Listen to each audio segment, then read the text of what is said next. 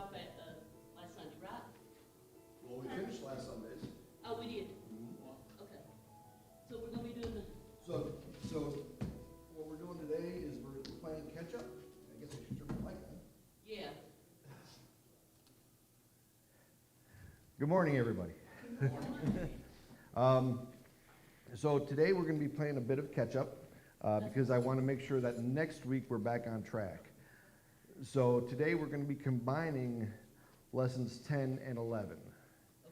The majority of our focus is going to be in lesson 10, and we're going to be focusing on sections 2 and 3, which is the discipline and instructions commended, and that's Proverbs 22, 6, 15, and 29, 15, and Ephesians 6, 4. And the purpose of divine correction in Hebrews 12, 15, and 11. Then once we get through that, we're going to jump over to part 3 of lesson 11, which is going to be benefits of honoring parents. So it's going to be a little bit of bouncing, but it shouldn't be too bad. You know, it goes together pretty nice, actually. But before we get into that, Brother Sammy? Please.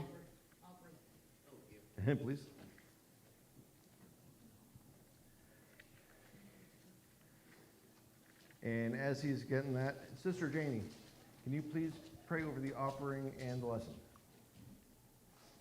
Lord, thank you, praise you. Lord, let this offering be used for the furthering of your kingdom and your will, Lord. Lord, bless each and every one here to hear the word, Lord. Give Kim the word that we may learn and know you better, to follow your instructions, Lord. Touch our minds, our lips, our hearts, Lord, to only praise and honor you and think of you, to worship you on this day, Lord. Give the pastor the words he needs to say. Lord, let it be a wonderful time of fellowship and learning. In your sweet and wonderful name we pray, sweet Jesus. Amen. Amen. Okay, so like I said, we're going to be, oops, well, that's not a good day. I almost lost my microphone. So we're going to be we're going to start in lesson 10, and then we're going to do sections 2 and 3, and then we're going to go over to lesson 11, and I'm sorry, working in section 3 of that. Now, let's see, our central truth, we're going to combine the two. Christian parents are to nurture their children in the ways of the Lord, and God's word instructs children to honor and obey their parents. Our focus, highlight and reinforce the truth that children must honor and obey their parents, and also conclude that Christian parents are responsible to discipline their children by word and deed. Our evangelism emphasis, it is imperative for parents to reach their children with the gospel of Jesus Christ, and submitting one's life wholly to Christ can enrich family relationships. Our golden text this morning is going to be taken from lesson 10 in Deuteronomy 6, 6, and 7. And it goes, "And these words which I command thee this day shall be in thine heart, and thou shalt teach them diligently unto thy children." Now, first I want to say, I'm thankful that this weather outside is rain and not snow. So, just had to get that out of the way. We had enough snow, we had enough ice. You know, a little bit of rain is a good thing. So sadly, modern studies have indicated dissatisfaction and unhappiness among some parents who wondered if having children was worth it. In a 2021 CNBC report, sociologist Jennifer Glass reported on the results of one survey. The happiness bump that parents experience right after birth of a child tends to dissipate over the course of a year. And in 2017, Dr. Mark Holder wrote an article in Psychology Today titled, "Does Having Children Make Us Happy?" His conclusion after reviewing various studies was that it depends on where someone lives. Why do we suppose that is? Anybody? It's not lives physically, is it? Speak up a little, Jane. It's more where you live inside, whether you're gonna have the happiness, not, is it the area they're talking? I don't know, it sounds like it says where, so the location. So like somebody in, I don't know, Florida might be happier than somebody up in North Dakota. Or the community that supports, you know, It could be. children, to make sure education is a good thing in churches Mhm. that are unified. To me, it sounds like it's a study of like more, Geological location. I'm sorry? Geological. Geological, but also non-Christian. You know, I can't see, I know raising children is tough. We have 6 between us. But I don't see any difference in the physical location unless you're in a community of other people, you know, kind of raising together like in homeschooling and all and like that kind of stuff. So I could see like maybe some homeschool parents being happier than, you know, with kids in systems and stuff. I don't know. Anybody else? So bringing up children is challenging and frustrating at times, but it's part of the human experience for many. In any venture or undertaking, there will be good and bad, peace and turmoil. So our first section, actually I'm going to just read this little part from section 1, and it goes, "People who pursue lives without God find nothing but emptiness and frustration. Their lives are meaningless and toilsome. However, those who make God their foundation enjoy his protection and favor. Their lives are purposeful and fulfilling." But notice it doesn't say that it's easy. You know, it never promises easy. So, people who pursue lives without God find nothing but emptiness and frustration. Now, where do we see a lot of that today?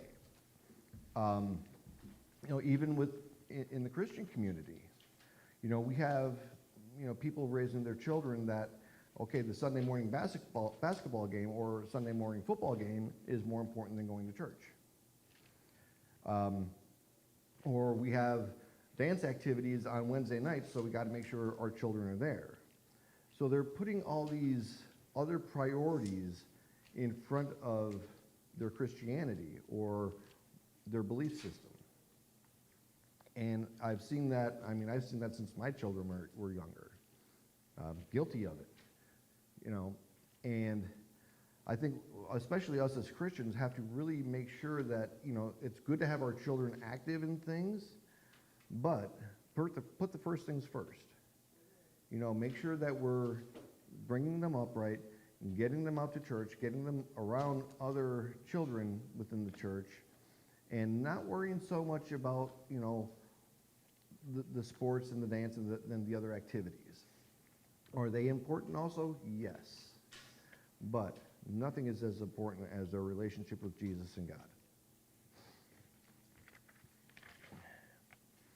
So the first section we're going to start in is section 2 out of the first lesson, and it's discipline and instruction commended.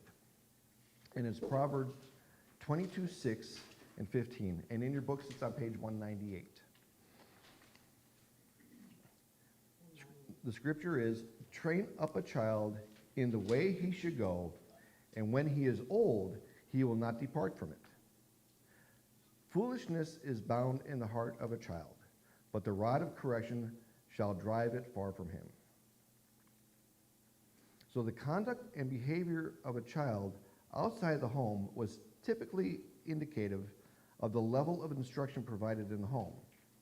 The same generally rings true today, even when formal schooling and foundations of learning are established in the home and environment. So I remember growing up and, different friends of mine, some of them got away with a lot more than I did or others did. And I don't know if any of you recall growing up and seeing your friends in different ways and noticing that some houses were, more free to do whatever they wanted, while others. Raised as a preacher's daughter, certain people, we couldn't go to their house because my dad was like, that's a bad influence. But you growing up like that, you sounds like you had a stricter household then. Yeah. I agree. I know that my best friend growing up, she always came to my house. She spent a lot of time at my house, and I wasn't allowed to go to her house. Really? My mom kind of had no rules, and it was kind of, do what you want. Okay. Sort of thing, and her mom was a little wild. I remember her telling me many, many times, and of course I would fuss about my parents being strict, Mhm. not being allowed to do this or that or the other, and I can remember her saying, I wish my mom was like your mom and dad. Oh, wow. And now she's, she parented her kids a lot like my mom and dad. Wow. Yeah.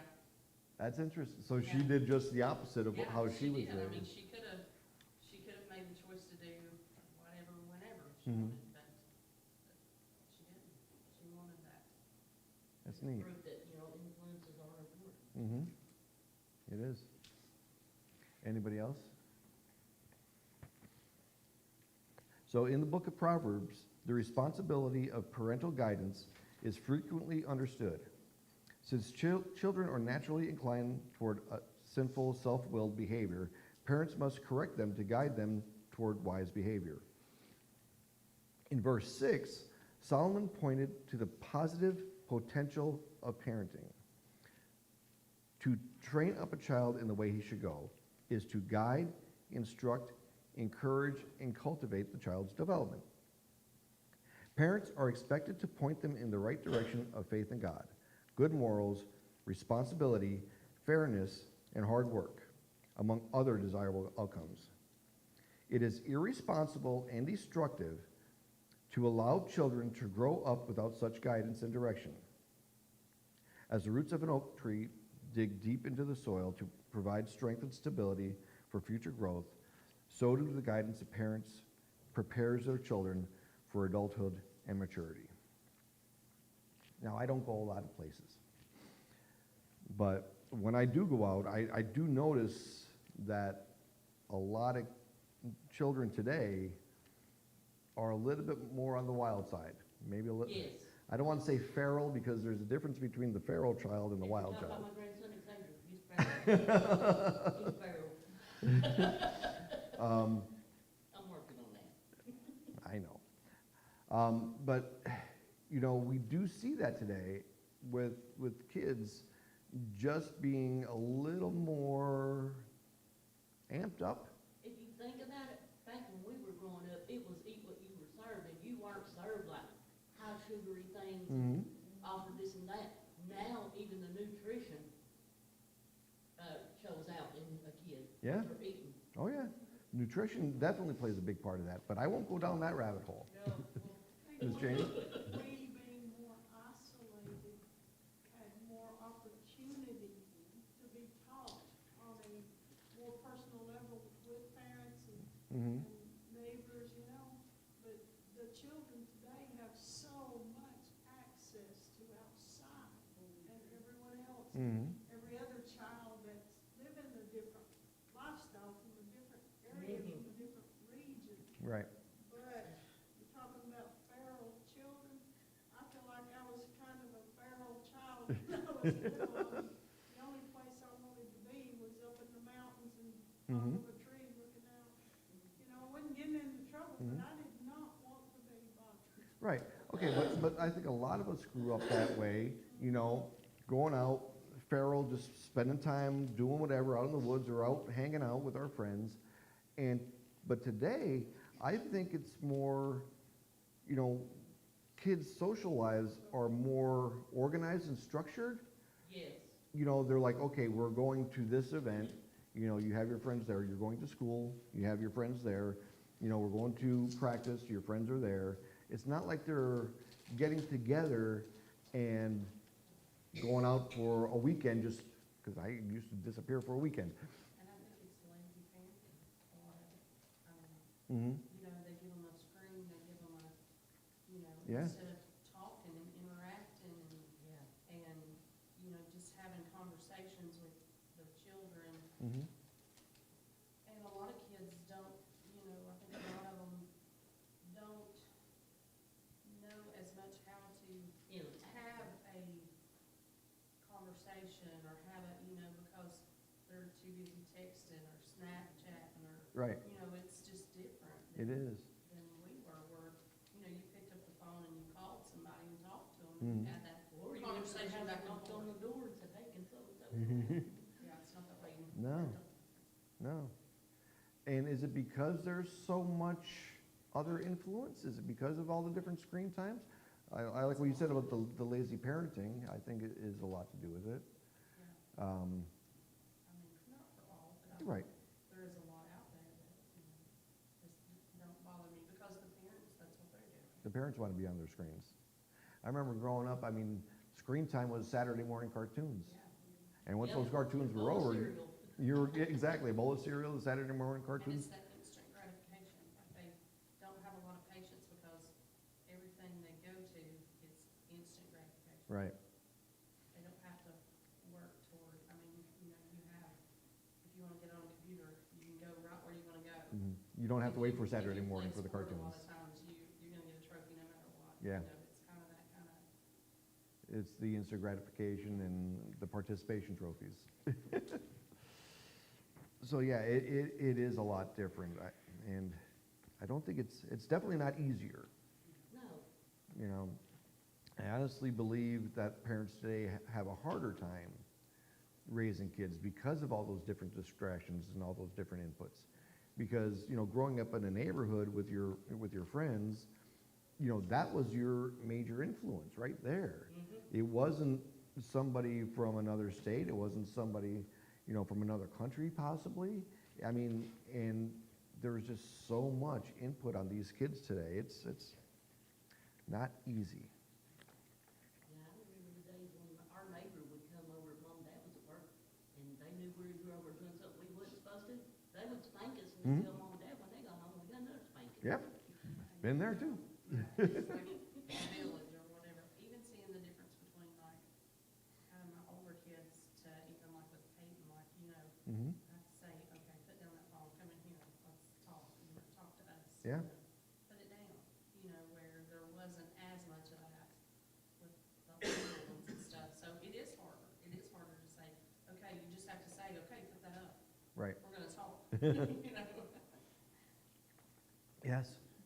And what I like is, you know, I'm seeing some of the younger generation too, purposely not carrying a phone and things of that nature, so that they are having more intentional interaction.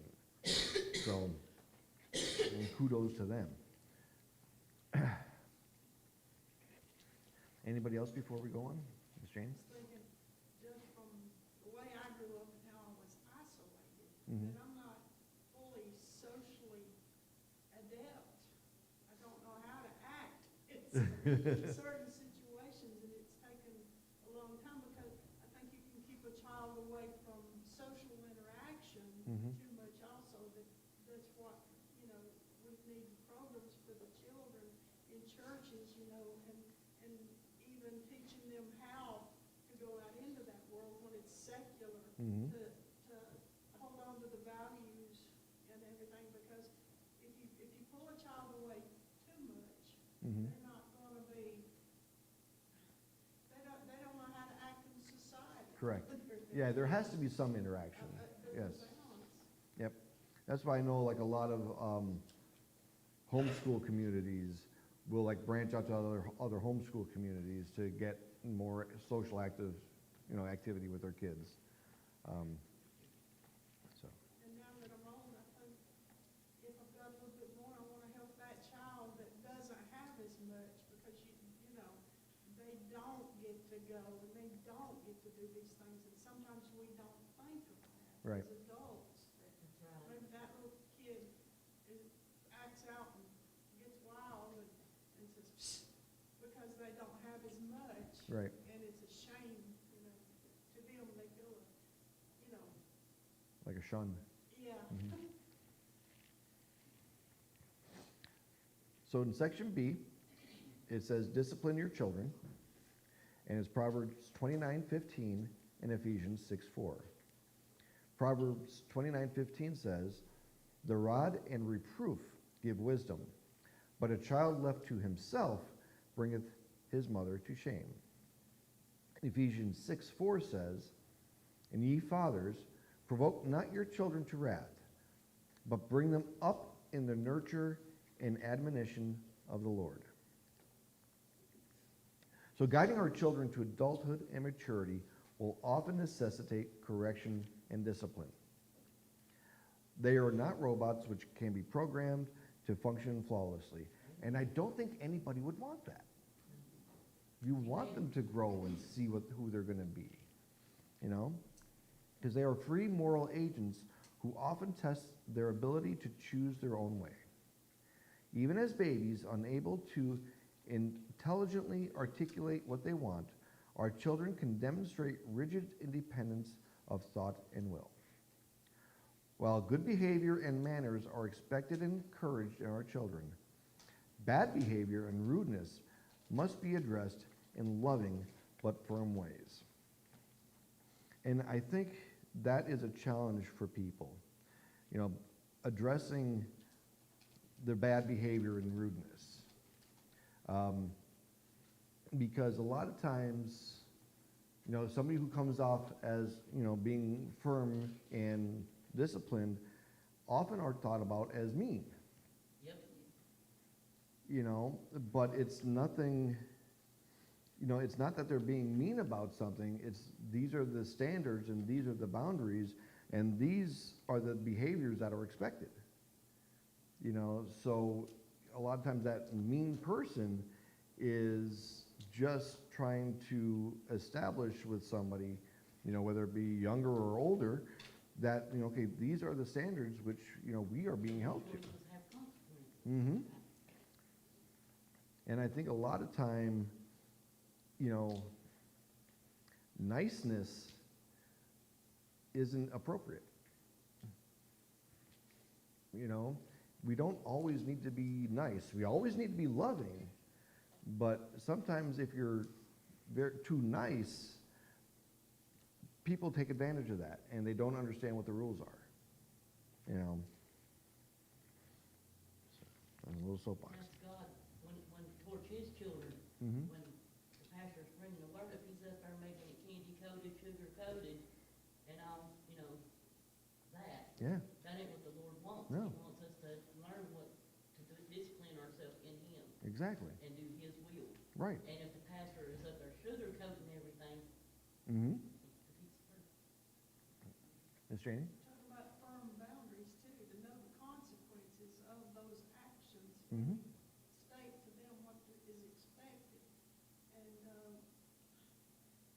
when I was a kid and I went to a friend's house, Mm-hmm. and I love my friends and I love getting to go to their houses, but the mother of one of my friends said, "I wish my daughter had your manners and would say please and thank you and be so polite." Mm-hmm. But if I didn't do that, my mom and dad would tell me what the consequences would be if the word came back to me that you're being rude and ugly. Right. But at the same time, when she came to stay with me some, my mom's like, "I wish that kid would go home." Behind her back. Right. Is that kid ever gonna go home? And I'm like, "Well, Mom, I'm trying to, I'm trying to teach her, maybe just tell her not." And I was like, "I don't know, I was just a kid, but I loved her." Mhm. I remember a few years ago, we had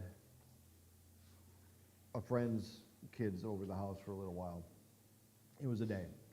And I think we were just like watching them for a few hours. And one of them was not behaving properly. So I ended up having the child sit on the couch. And the child sat on the couch. And when the parent came to pick up the child was sitting on the couch. They're like, how did you do that? I just did it. You know, and it takes patience on the adult's part too, and persistence.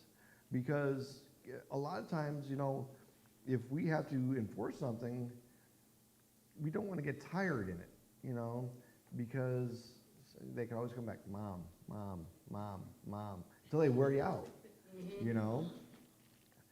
But it's that persistence and that perseverance that really sets the line with them, you know. I think kids need that. They need those boundaries. Mhm. They strive for those boundaries. I used to say, when my kids were younger, I used to say, sometimes they would get to that point where they would push and push and push to where when I reacted, it was like it reset them. Yes. Yep. You know what I mean? Yes, I I know mean, exactly and what it's you like, mean. if I don't make my kids mad at least once a week, I'm probably not doing it. Yeah. Mhm. Sometimes every other day, you know? Exactly. Sometimes. There's a show, it's secular, but it's called The Nanny. She reprograms kids for parents. And she's, a lot of it would point back to biblical about teaching them, you know, teaching the parents that these are little people that will, they're people, they're individuals. Mhm. She says you get down there and you look them in the eye when you're telling and be consistent, you know, all the good rules. Mhm. But it goes with biblical, if you read it and pertain it to it, it's a secular show, but, you know, the nanny is teaching the parents as well as the kids how to reprogram Mhm. for the discipline part and sticking to it. Because a lot of parents today don't know that If discipline. you're not consistent Right. yourself, they're not gonna be, if you say, I'm gonna Yeah, the smack kids your are gonna butt, be you out do that of whack. again, and then they do it again and you don't smack them, they know where the boundaries. Exactly. One of my I'm learning this, I'm trying to learn this, so I know, because I do not feel like I raised my child in the right disciplined way. Mhm. I kind of raised him like we were taught, I'm just gonna smack you, you'll know. You'll know I've smacked you and don't do it again. Yeah. But that's not always the best thing. Correct. Sometimes they need to know why. Yes. Even teachers do a lot of parenting. Mhm. I mean, I worked with a second grade teacher, and I love the way that she would do it. Like, when they came in second grade, when they went through the lunch line and getting their food, like, she taught them to say, thank you, thank you. And even, like, now I'm in fourth grade, and I have some of those kids, you know, that were in second grade, and they still say, thank you, yes, please. Good. No, please, thank you. Wow. You know, and that's just one of, you know, I think that's as important as teaching them math. It teaching is. reading, you know, It just is. those life skills to Mhm. be a good person. Because a lot of kids aren't getting that these days.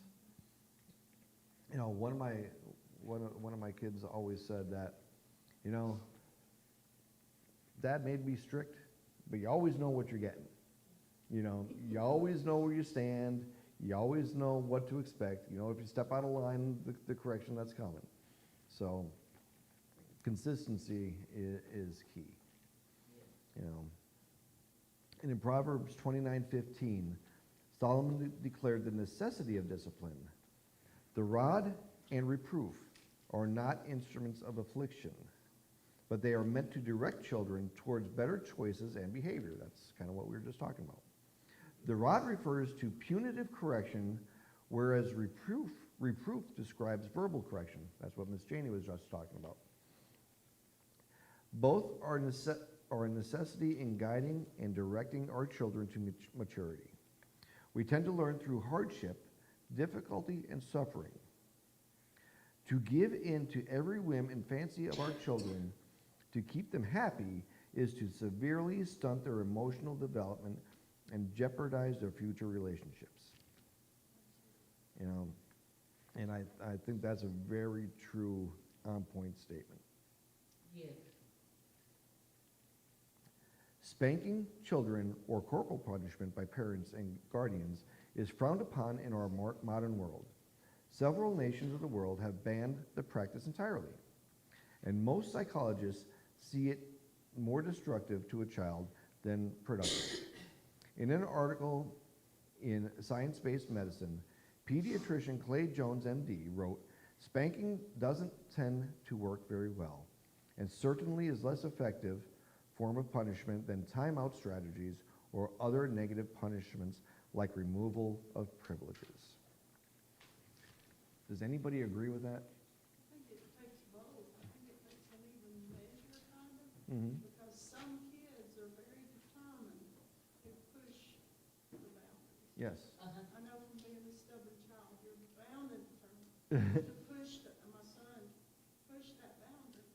There comes a time when you look them in the eye and you try taking away things and you've done everything that you can to treat them, okay, I'm listening. Mm-hmm. But you are gonna you're gonna get this took away and go sit in your room and it's like, I don't care, I'm gonna still do it anyway. Right. And that's stubbornness. Yes. I think it depends on the child too. I think it depends on the child. Exactly. Yeah, but it's not all children are the Some same. need more spankings than others. Mhm. Yeah, I mean, I know my oldest less, I mean, Matt got more spankings than I Me. carried a stick to church. I was the one that spanked my kids. He was the talker. And they would rather have the spanking than the talking because they would tell their daddy, just spank us already, daddy, we can't take it. Yeah, I think there are those that push boundaries more, like my daughter, like I could raise my voice a little at her and she would just like, Mm-hmm. she would cry. So, I mean, I think it's just, sometimes you have to parent depending on that child's Did she personality. ever Yes. push to the point where she'd go ahead and do it anyway, even if you raised the voice, did she ever push to the point where she went and did it anyway? She was pretty easy, the Lord knew I needed a break in between. That's what I always say, she was the easy. Mm. Maybe those parents that's got that one that says, I'm gonna do it anyway. Yeah. Yeah.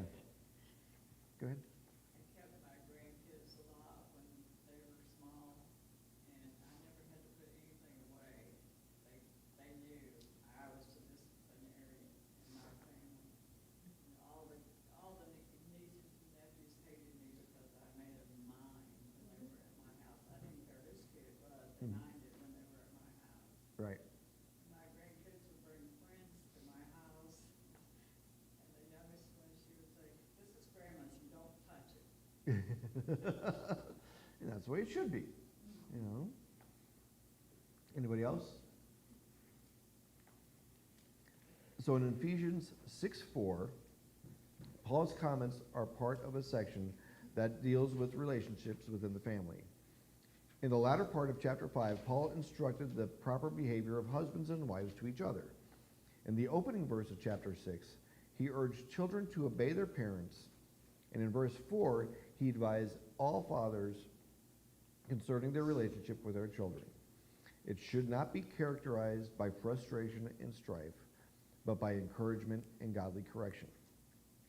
The atmosphere in the home should be one of peace, harmony, and love. The existence of those qualities will not happen without deliberate action and maintenance. As children grow to maturity, they experience a myriad of mental, emotional, and spiritual changes. The oversight of parents is necessary to produce well-balanced youth who become well-adjusted adults. Paul advised the use of discipline and correction in the process. The Greek word translated as nurture implies chastening, while admonition implies calling attention to or warning children. Now this paragraph, because I remember this, Dr. Benjamin Spock, he was from 1903 to 1998. Anybody here remember Dr. Spock? Mm-hmm. Was an influential pediatrician whose writings encouraged millions of American parents to raise their children in a manner that was criticized as too permissive. He stressed that listening to children and appreciating their individuality was more beneficial than the strict manner of child rearing recommended by pediatricians of his day. In his later years, Spock apparently had a change of mind concerning his views.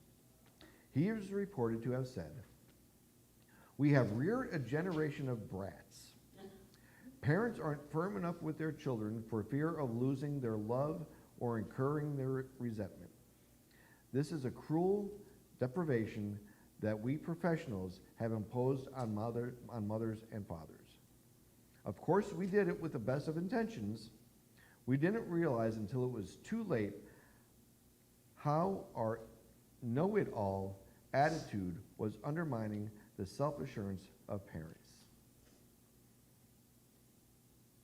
That's a statement right there. You know, because I remember. He was owning up to a mistake, I mean, you know. But you know, Yeah, he raising owned up to children. that, didn't he? I'm sorry. He went back and owned up to Yeah. being wrong, you know. Yeah, but raising children based on what that influence was in that day. I mean, if you spanked a child then, you were frowned upon. You know, if you didn't use timeouts or listening and hearing and understanding and all those kind of ways to deal with kids, Yeah. you know, it was not viewed as good parenting. Miss Jane, did you have something?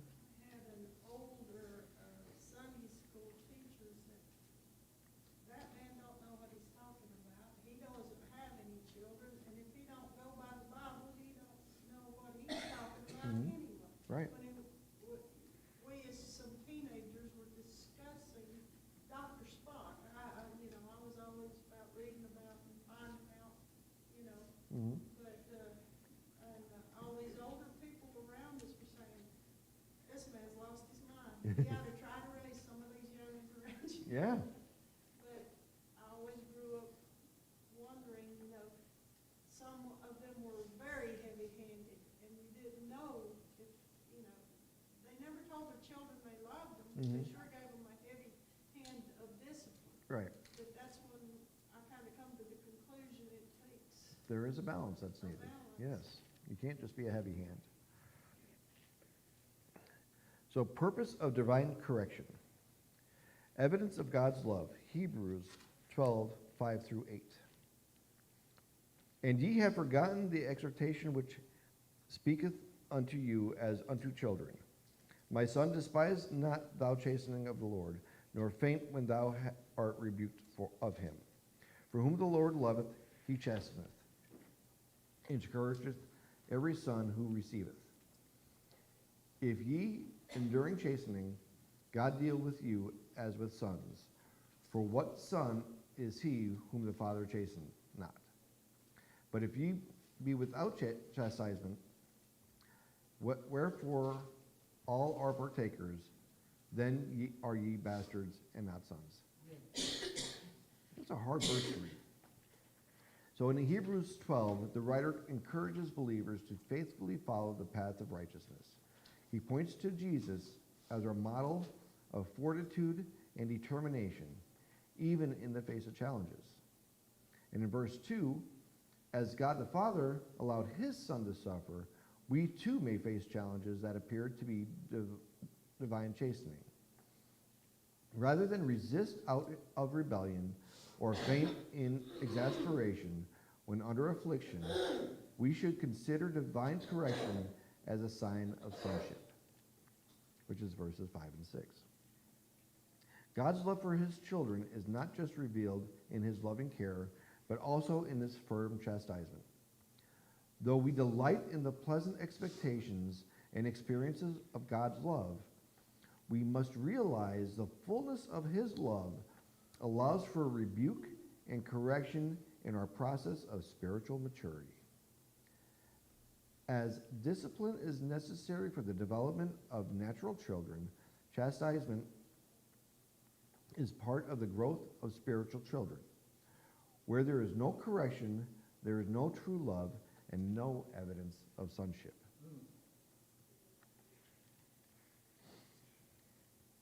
The next section is entitled Divine Discipline. It's a little gray box. The goal of divine discipline is not to drive us away from God, but to draw us to him, so we may see him for who he is. And that was a quote from Timothy Paul Jones. And I think people struggle with that, because when they're being chastised, whether it's, a physical parent or God or wherever that chastisement comes, I think nature says to run away.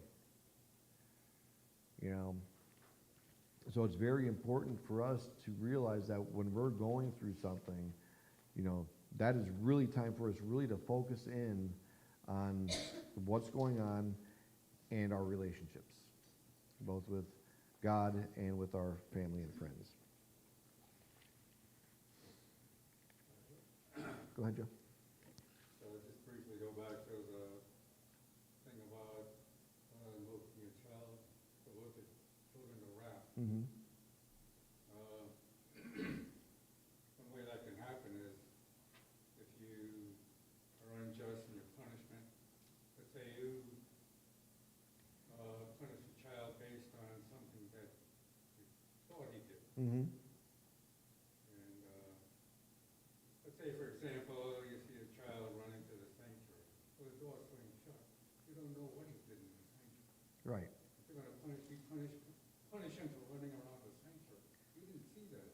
Right. And if he didn't run around in the sanctuary, now you have punished him unjustly. Mm-hmm. That can give him, especially a male child, that can give him problems with authority figures. Mm-hmm. You also give him attitudes about God. For example, a child that has been unjustly punished by his father. The phrase Father God is an oxymoron, Mm-hmm. because God is powerful and good and a just judge. But your father was not just. And so that. No, that's a good point. Making sure that you that you confirm that there's been a problem before you correct it. Like Joe was saying, you don't know if a child comes in through the sanctuary doors and the doors swing shut, you don't know what the child is doing. You don't know if they're in here running around. So you can't go and correct them for running around if you don't know what they're doing. So harvest of righteousness and peace, which is Hebrews 12, 9 through 11.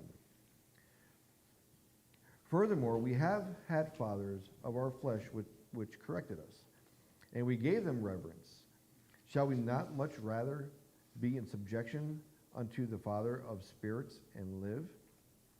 For they verily, for a few days, chastened us after their own pleasure, but he, for our profit, that we might be partakers in his holiness.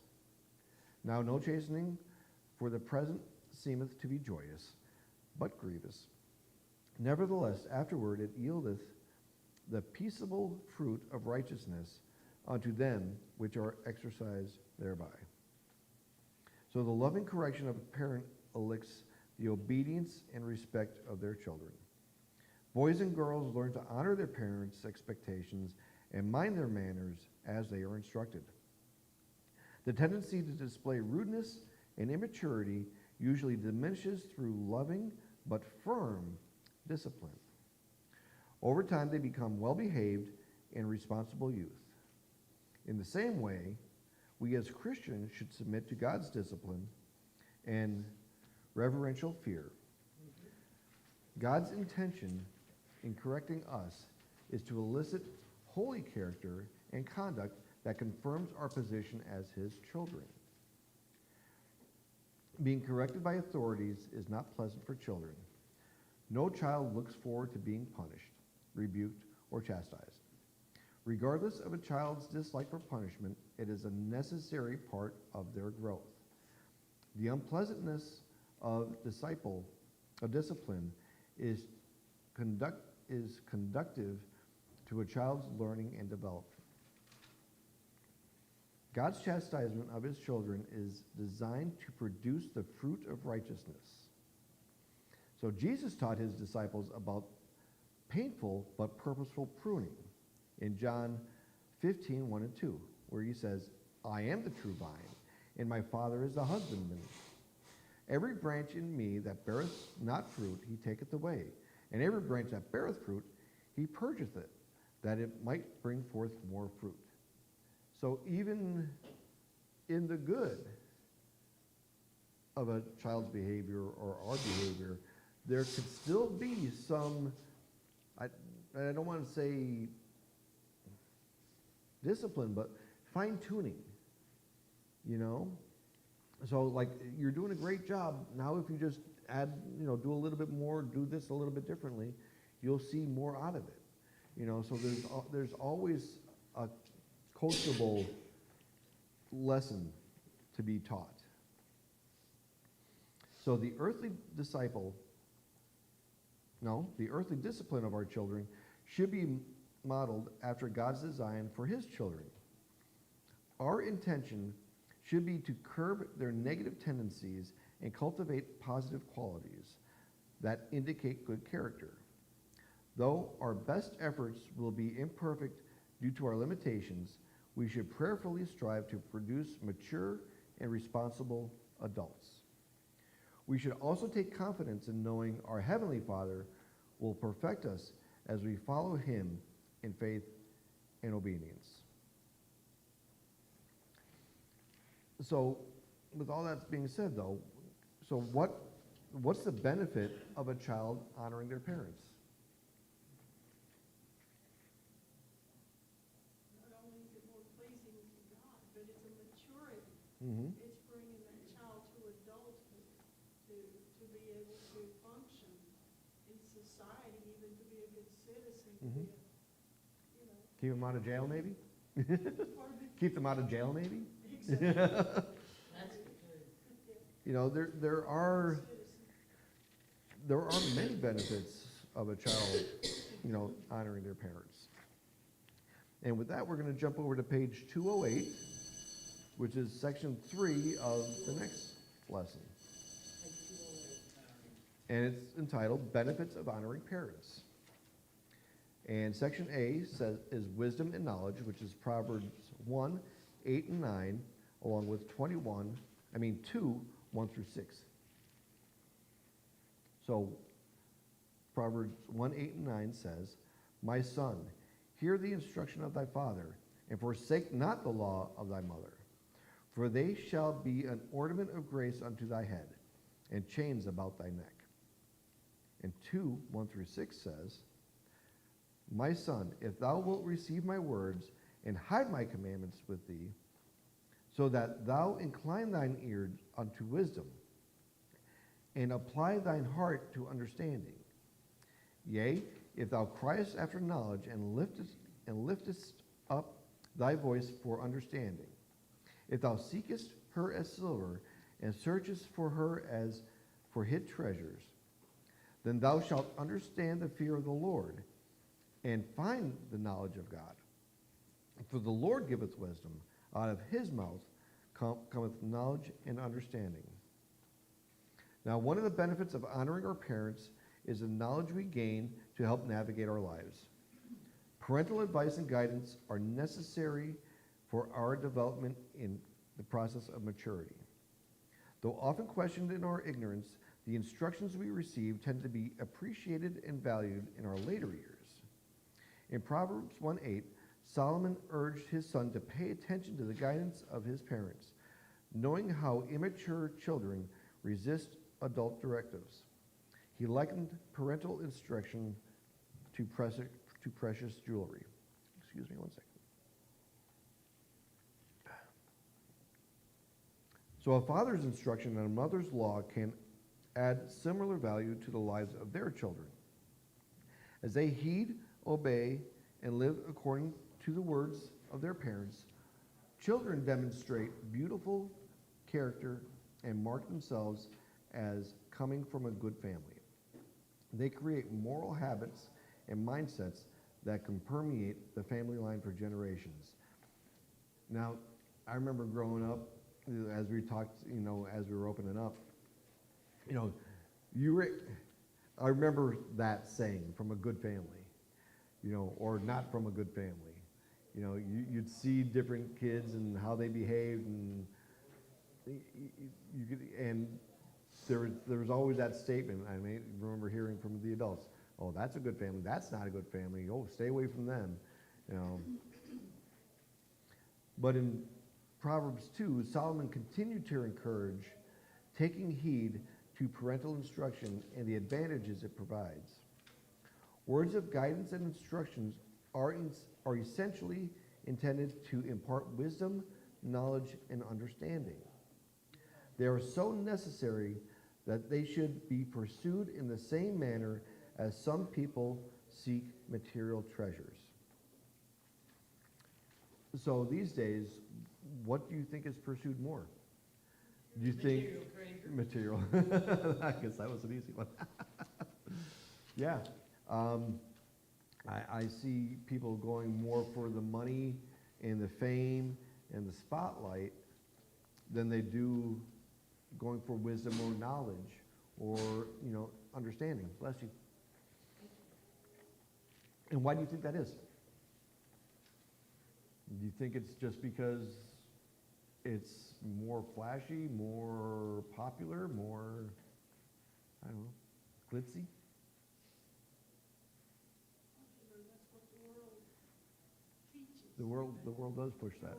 You'll be better thought of if you have more. Mm-hmm. And when you talk about coming from a good or a bad family, sometimes you rate it on how much money you had, Mhm. what their family had. But from, looking behind the curtain, it wasn't always those families with a whole lot of money when the kid was sad because the things going on behind the curtain. Right. I think the world would push it toward the glitz and the glitter and the, Yeah. if I've got a whole lot, I can be a whole lot. Yes. I think there's searching for joy and happiness in the monetary, in the, in how many likes they add and how many this or that. Mhm. And I think that's why you see so many, like, celebrities and stuff like that too, like depressed and, or, a lot of them take their lives and stuff. I think they're searching for happiness Mhm. and they don't necessarily realize that they can have all the happiness in the world if they have Jesus. Right. Yeah, they're That's what they're missing, but that's they don't. exactly what they're missing. Yeah, they're chasing the money, they're chasing the fame, they're chasing to fill that as people say, that empty hole that only Jesus could fill. And I think that that's the difference really between happiness and joy right there.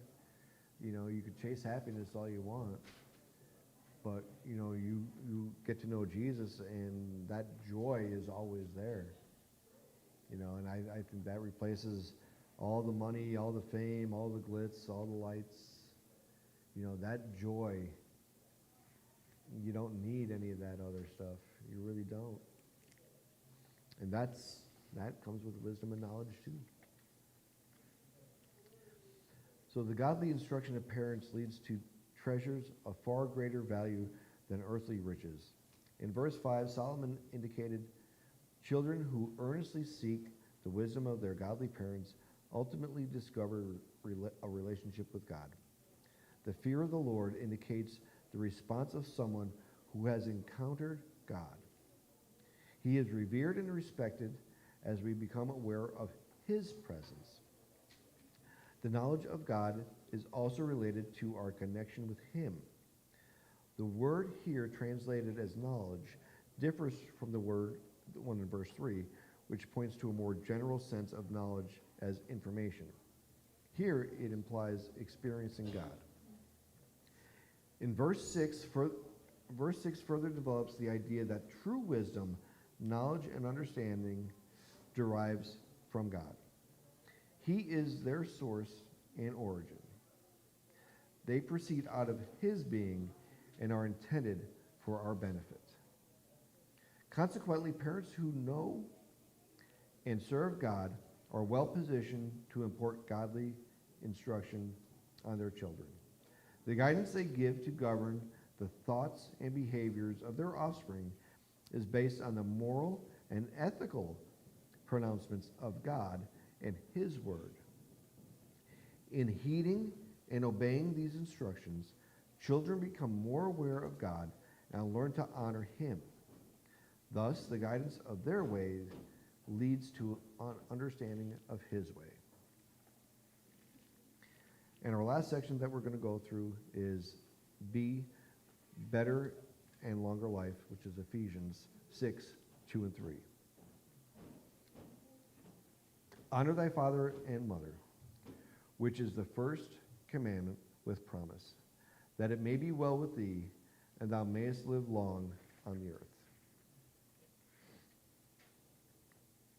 Well-being in life doesn't mean our lives will be perfect and void of disappointment. Even the most faithful biblical heroes faced severe challenges as they, let's start that one over. Well-being in life doesn't mean our lives will be perfect and void of disappointment. Even the most faithful biblical heroes face severe challenges as they serve God. Psalm 34:19 indicates believers will have many afflictions, and Jesus warned that his followers will face tribulation in John 16:33. Now, Psalm 34:19 says, "Many are the afflictions of the righteous, but the Lord delivereth him out of them all." And the verse in John, which is 16:33, states, "These things I have spoken unto you, that in me ye might have peace. In the world ye shall have tribulation, but be of good cheer. I have overcome the world." And that was Jesus speaking. So in both instances, however, God promised his presence and our ultimate victory. Well-being means we are pleasing to God and can live assured of his provision and protection. Unbelievers and disobedient children cannot expect to have this confidence or experience. In Ephesians 6:3, Paul expanded the idea of the promise of living long on the earth. The multicultural setting of the Ephesians church necessitated a revised understanding considering the new covenant. The Jews had long lost control of the promised land. Christianity had spread into other places, in a context where Jews and Gentiles worshiped God together. Viewing the principles of the Old Testament through the current experience showed their enduring truth. Obedient children could anticipate leading full lives free of the threat of premature death. The godly instruction and moral guidance of their parents would set them on a healthy course of life. Disobedience potentially resulted in unwise and unhealthy choices that tend to shorten one's life. I'm just going to close with this. It's the last section it's on page 211. And it says, while children with psychological and emotional deficiencies are common in our modern world, some dysfunctions can be addressed or avoided by adhering to biblical standard established for the family. Parents must ensure they are honoring God's instruction for relating to Him, to each other, and to their children. When the family dynamic is marked by divine order, the blessings of God are present. Our children will honor and obey our guidance, resulting in their welfare and fulfillment in life. Susanna Wesley is known to have said, "The child that never learns to obey his parents in the home will not obey God or man out of the home." And I think this section where it says, parents must ensure they are honoring God's instructions for relating to Him, to each other, and to their children. When the family dynamic is marked by divine order, the blessings of God are present. I think that's a very true statement. You know, and I think the harder we work to make sure that our homes are structured in that divine order, the better off we are. And would anybody else like to add anything in closing? Be the example everywhere you go, even when it isn't your children, in front of those Mhm. children, because they may not have that family dynamic Right. that they do need, but to show them there is another way, even if you're not the parent. Exactly. Be that example. So, anybody else? Sister Priscilla, can you close us in prayer, please? Dear Heavenly Father, Lord, we pray you will touch each and every life here, Lord. We pray, Lord, that you'll help us to take the messages that Kim has given us, help us to apply it to our lives and to the lives of those around us, children that we are an example to. Pray, Lord, that you'll be with each and every one of us, Lord. Help us to keep our eyes on you and our hearts as well.